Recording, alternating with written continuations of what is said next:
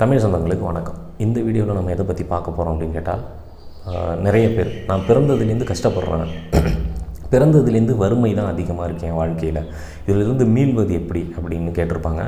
ஜாதகம் பார்க்குறதுக்கும் இது ஒரு முக்கியமான காரணமாக இருக்குது. எனக்கு எப்போ செல்வம் சேரும், எப்போ நான் பெரிய பணக்காரன் ஆவேன், பிறந்ததுலேருந்து எனக்கு நிறைய கஷ்டங்களை பார்த்துட்டான், இதிலிருந்து மீள்வது எப்படி அப்படின்னு தான் ஒரு அடிப்படை கேள்வியாக இருக்கும். 10 கேள்வி கேட்குறாங்கன்னா இது ஒரு முதல் கேள்வியாக இருக்கும்.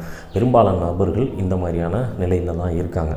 அப்போ அதற்கு காரணம் என்ன, அந்த ஜாதகத்தில் எந்த மாதிரியான கிரகநிலை அமைப்பு இருக்கும், அப்படி இருந்தால் இந்த மாதிரியான அமைப்பு இதுதான் காரணம், இதுதான் இந்த வறுமைக்கு காரணம் அப்படிங்கிறதும், அதிலிருந்து மீள்வது எப்படி அதை நம்ம சரி பண்ணிக்கிறதுனா கிரகநிலையை கிடையாது, அந்த விஷயங்கள் இந்த கிரகநிலை சேர்க்கை கொண்ட ஜாதகம் இப்படி நம்ம பிறந்திருக்கோம் அப்படின்னு சொன்னால் எதை வைத்து அதை சமாளிப்பது, எதிர்கொள்வது அப்படிங்கிற சில விளக்கங்களை தான் இந்த வீடியோவில் நம்ம பார்க்க போகிறோம். முதலாவது, எந்த காரணத்தை கொண்டு அவங்களுக்கு வறுமையை அதிகமாக கொடுக்குது அவங்க ஜாதகப்படி அப்படின்னு கேட்டால், 2ஆம் இடம், 4ஆம் இடம், 12ஆம் இடம், இந்த இடம் வலு இழந்து இருப்பது அப்படின்னு சொல்லலாம். வலு இழந்து அப்படின்னு சொன்னால் 2ஆம் இடம் 4ஆம் இடம்ங்கிறது நமக்கு வரக்கூடிய செல்வம், வருமானம், வரக்கூடிய வரத்து, அதை குறிக்கக்கூடியது. இப்போ இது பலம் குறைஞ்சிருச்சு அப்படின்னு சொன்னாலே நமக்கு வரக்கூடிய வருமானம்ங்கிறது குறைவாக இருக்கும், அதாவது வரத்து கம்மியாக இருக்கும். அப்போது செலவு அப்படிங்கிறது 12ஆம் இடம். இப்போ செலவு அதிகமாக இருந்து 12ஆம் இடம் அதிகமாக வலுத்து 2ஆம் இடம் 4ஆம் இடமும் குறையுது அப்படின்னு சொன்னாலே அங்கே ரொம்ப வறுமை தாண்டவமாடும். இப்போ இதே 2ஆம் இடமும் 4ஆம் இடமும் பலமாக இருக்குது, 12ஆம் இடமும் பலமாக இருக்குன்னா வர்றது அப்படியே போயிடுது அப்படின்னு சொல்லுவோம் இல்லையா, இந்த பக்கம் வருது இந்த பக்கம் போயிடுது அந்த மாதிரி.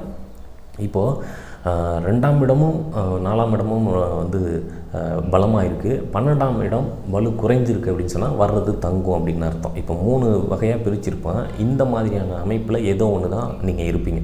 அப்போ இந்த கிரக சேர்க்கை, இந்த மாதிரியான தொடர்புகள் இருந்தால் இந்த வறுமைக்கு காரணம், அல்லது நம்ம பொருளாதாரத்தில் பெரிய அளவு வராமல் தடுமாறத்துக்கான காரணம் அப்படின்னு சொல்லிட்டான்.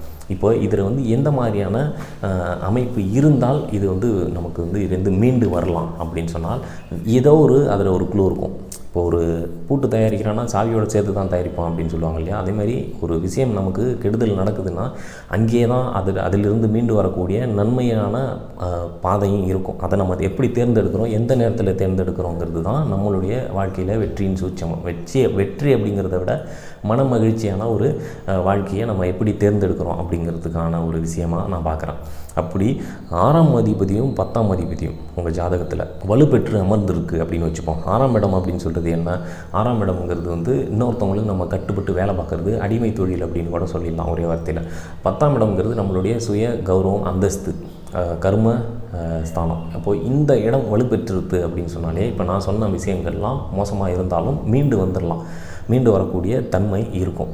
அதை விடுத்துட்டு அடுத்தது 11ஆவது இடம். 11ஆவது இடம் ஏன் அப்படின்னு சொன்னால் 2ஆம் இடத்துக்கு 10ஆம் இடமாக வரும். நமக்கு வரக்கூடிய பொருளாதாரம், அந்தஸ்து, அந்த ஒரு புழக்கம், பணப்புழக்கம், இதெல்லாம் எங்கேருந்து வருதுன்னு கேட்டால் 11ஆவது இடம். நம்ம எதுவுமே இல்லை, நம்ம முன்னாடி யாராவது ஒருத்தவங்க முதலீடு பண்ணி வச்சுருக்காங்க, அது சொத்து சேர்த்து வச்சுருக்காங்க, அதன் மூலமாக கொண்டு வருது அப்படின்னு கேட்டால் இந்த 11ஆவது இடம் வலுப்பெற்று இருக்கணும். வலுப்பெற்று அமர்ந்திருந்தனால், அல்லது அந்த 11ஆவது இடத்து அதிபதியோ இந்த நான் சொன்ன 6, 10க்கு உண்டான அதிபதியினுடைய தசை, அல்லது 2, 4, 12 இந்த கிரகத்தினுடைய தசை.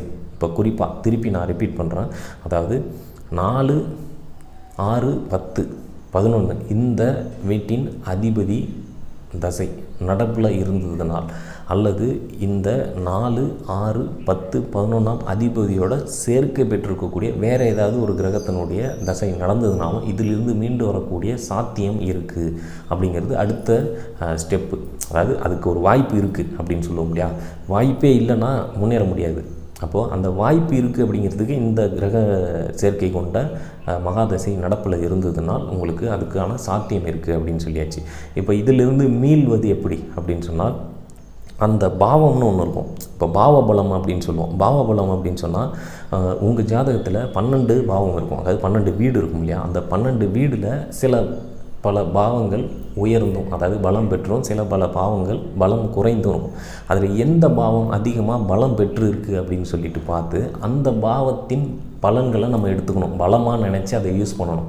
அதை யூஸ் பண்ணோம் அப்படின்னு சொன்னால் நமக்கு நேரடியாக நமக்கு பெரிய ஆளாக செல்வந்தனாக வரலனாலும் மனைவியை வந்து செல்வந்தனாக்கி காட்டலாம், நம்மளுடைய குழந்தைகளை வந்து செல்வந்தனாக்கி அதன் மூலமாக நம்ம பலன் அனுபவிக்கலாம்.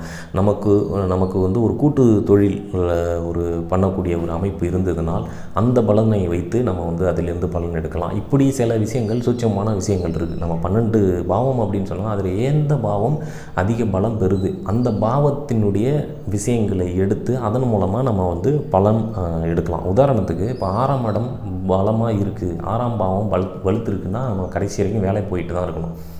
இதே ஒரு 10ஆம் பாவமும் 11ஆவது பாவமும் பலம் ஆகிருக்கு அப்படின்னு சொன்னால் சொட்டு போட்டாலும் அவன் வேலைக்கு போய் சம்பாதிக்க முடியாது நீண்ட காலத்திற்கு. அப்படியே போனாலும் ரொம்ப குறுகிய காலம் தான் அவனால் தாக்கு பிடிச்சி வேலை பார்க்க முடியும். அவனுக்கு சிந்தனை எல்லாமே சுய தொழில் பண்ணக்கூடிய ஒரு விஷயமாக தான் இருக்கும். இப்படி ஒவ்வொரு பாவங்களும் 12 பாவங்களில் எந்தெந்த பாவங்கள் வலுத்திருக்கு அப்படிங்கிறத வச்சு இதிலிருந்து மீண்டு வர முடியும். இது வந்து என்னுடைய அனுபவத்தில் நான் நிறையா பார்த்துருக்கேன். அதற்கு வழி சொல்லி அதில் வந்து ஜெயிச்சு மறுபடியும் நமக்கு அதை வந்து ஃபீட்பேக்காக சொன்னவங்களும் இருக்காங்க. அதாவது எதிர்காலத்தில் இந்த மாதிரி நடந்தால் இந்த மாதிரி வரும் அப்படின்னு சொல்லி அது நடந்து ஒரு 2-3 வருடம் கழித்து அவங்க திரும்பி வந்து பேசியிருக்கிறவங்களும் இருக்காங்க. அப்போது நம்ம ஒரு பலன் சொல்கிறோம் அப்படின்னு சொன்னால் அது உடனே தெரியாது. ஒரு 6 மாதம் 1 வருஷம் கழித்து அது நடந்த பிறகு அவங்க வந்து சொல்லும்போது தான் தெரியும். நம்ம பார்த்த அந்த பலன்கள் வந்து சரியான விதிமுறைப்படி தான் நம்ம பார்க்குறோம். அது அந்த கணிப்பும் சரியாக தான் வருது அப்படிங்கிறது நமக்கு ஒரு திருப்தி, இந்த செய்யக்கூடிய வேலைக்கு ஒரு திருப்தியை கொடுக்குது. இப்படி சில விஷயங்கள் நம்மளுடைய வறுமைக்கு என்ன காரணம் அப்படிங்கிறது நான் முன்னாடி சொன்ன கிரக நிலைகளை வச்சு நம்ம புரிஞ்சிருப்போம். அந்த வறுமைக்கு எப்படி அதிலிருந்து வெளிவர வரக்கூடிய வழிகள் என்னென்னலாம் இருக்குது அப்படிங்கிறதும், கடைசியாக இது எதுவுமே இல்லைனாலும் நான் பாவ பலன் இருக்கு இல்லையா, அந்த பாவத்தின் மூலமாக எந்த பாவம் வலுத்திருக்கோ அதன் மூலமாக பிடிச்சி மேலே வரவும் முடியும் அப்படிங்கிற மாதிரியான பல்வேறு விதமான கோணங்களில் உங்களுக்கு ஒரு விளக்கம் கொடுத்துருப்போம் ஜோதிட ரீதியாக. இந்த விஷயங்கள் உங்களுக்கு ஒரு புரிதல்களை ஏற்படுத்தியிருக்கும்னு சொல்லி நான் நம்புகிறேன். மீண்டும் இன்னொரு வீடியோவில் இன்னொரு நல்ல தலைப்பில் உங்களை சந்திக்கிறேன்.